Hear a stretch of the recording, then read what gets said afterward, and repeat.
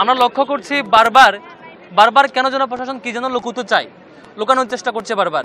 সকালবেলা দেখেছি সকাল 8টা থেকে 10:30 পর্যন্ত ইউল্যাব যে সেন্টার, সেই ভোটিং সেন্টারে কোনো ধরনের সাংবাদিককে ঢুকতে দেওয়া হয় নাই এবং কোনো ধরনের অবজারভারকে ঢুকতে দেওয়া হয় নাই। 10:30 নাগাদ যখন আমি সেখানে যাই তখন দেখি এতক্ষণ পর্যন্ত কেউ ঢুকতে পারে না, সবাই বাইরে দাঁড়িয়ে আছে সাংবাদিকরা। তো এতক্ষণ ধরে কি ঘটেছে? 10 জন পোলিং এজেন্টের মধ্যে 6 জনই ছাত্র দলের, বাকি কাউকে ঢুকতে দেওয়া হয় নাই এবং একজনকে একটা সংগঠনে একজন পোলিং এজেন্টকে বেরও করে দেওয়া হয়েছে। তারপর এই ঘটনার পরে দেখি 21শে হলে ছাত্র দলের পূর্ণাঙ্গ প্যানেলে ভোট দিয়ে এক কর্মকর্তা সে হচ্ছে ব্যালট বক্সে ব্যালট দিচ্ছে। এটা ধরা খাওয়ার পরে তাকে সেখান থেকে অব্যাহতি দেওয়া হয়েছে, সম্ভবত চাকরি থেকে অব্যাহতি দেওয়ার কথা। তো এটা তো একদম ফুটেজ সহ ধরা গেছে, যে কারণে অ্যাকশন নিতে বাধ্য হয়েছে। কিন্তু টিএসসির ঘটনায় এখান থেকে সম্ভবত আমি 2 ঘন্টা আগে এখানে প্রেস কনফারেন্স করছি এই প্লেসেই, বলেছি যিনি অপরাধী ফুটেজ বের করেন, যিনি অপরাধী তাকে বের করেন, তার বিরুদ্ধে অ্যাকশন নেন।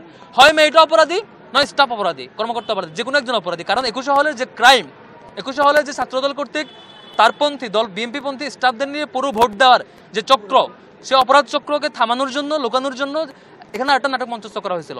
এই নাটকের কিরণক হয় কর্মকর্তা অথবা শিক্ষার্থী। কেন?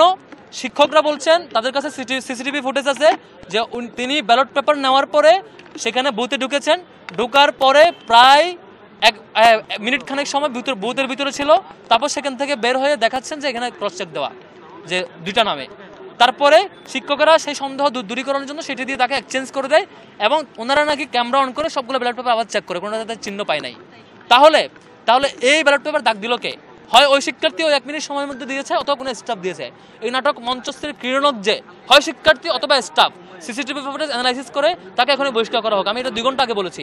এখন আবার ঢুকেছি কেন্দ্রে, ঢুকে সেখানে প্রবিসি ম্যাম আছেন, এই কেন্দ্রের যিনি প্রধান তিনি আছেন, অন্যান্য শিক্ষকরা আছেন, এখনো গড়িমসি করছেন, এখনো ফুটেজ দেন নাই। আপনাদেরকে দেন, আপনারা খুঁজছেন, আপনারা দেখেছেন, আপনাদেরকে ফুটেজ দেয় নাই। তাহলে কাকে লুকানোর জন্য এটা করা হচ্ছে? এর আগে চারুকলার ঘটনায় আপনারা দেখেছিলেন সিসিটিভি ফুটেজ শেষ পর্যন্ত দেয় নাই, তদন্ত কমিটি করেছে, বলে যে ফুটেজ নষ্ট, ফুটেজ পাওয়া যায় নাই, ডিলিট হয়ে গেছে, নানা কারণ দেখিয়েছে।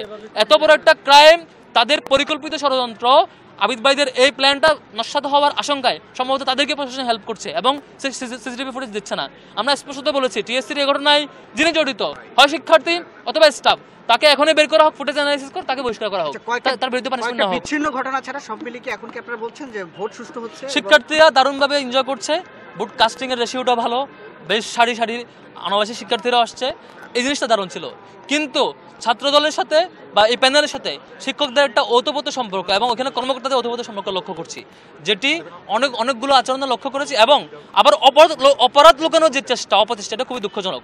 আমরা বলেছি বা টিএসসিতে ঘটনা করেছে, অভিযোগ দিচ্ছেন, ফুটেজ বের করেন, ফুটেজ আপলোড দেন, কেমন ছিল সেটা আপলোড দিয়ে অপরাধীকে শাস্তি দেন। এখন 3-4 ঘন্টা হয়ে গেছে, সেটা ঘটনা 11টার দিকে, এখন 3টা বাজে, আপনি ফুটেজ দেন না কেন? এখনো অভিযোগ আসছে 1টার দিকে, 1টার পরে 2টা বাজে, 1:30টার আগে, 1:20 বা 15 আমি এখানে এসে আপনাদেরকে অভিযোগ দিয়ে গেছি যেটা ফুটেজ বের করা হোক। এখন বাজে 3টা, এখনো ফুটেজ কেন আসে নাই? একটা ক্যামেরা থেকে ফুটেজ বের করতে কতক্ষণ লাগে?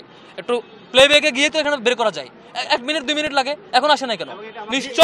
নিশ্চয় এটা কাউকে লুকানোর জন্য, কোনো অপরাধী চক্রকে লুকানোর জন্য, এই দুষ্ট চক্রকে হেল্প করার জন্য প্রশাসন এটি করছে।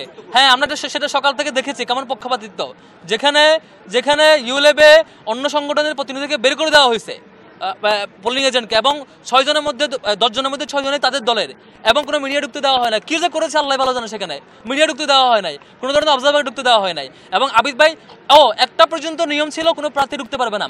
আবিদ ভাই যখন সকাল 7টা থেকে শুরু করছে আল্লাহর রহমতে, 7:30 বাজে ঢুকছে হচ্ছে ক্লাবে, বিশ্ববিদ্যালয় ক্লাবে, 7:30 আপনি রিপোর্টিং দেখবেন, 7:30 থেকে শুরু করছে আবিদ ভাইয়ের যাত্রা, প্রত্যেকটা সেন্টারে ঢোকা। তখন পর্যন্ত নিয়ম ছিল, আমি আমাদের নির্বাচন কমিশনারকে ফোন দিয়েছি, চিফ রিটার্নিং অফিসারকে, ঢোকা যাবে? বলেছে না, ঢোকা যাবে না, কোনো প্রার্থী ঢুকতে পারবে না। আবিদ ভাই টিএসসি ঢুকছেন বারবার, টিএসসি রিপোর্ট পেলাম 15 মিনিটে হচ্ছে 7 বার ঢুকছে।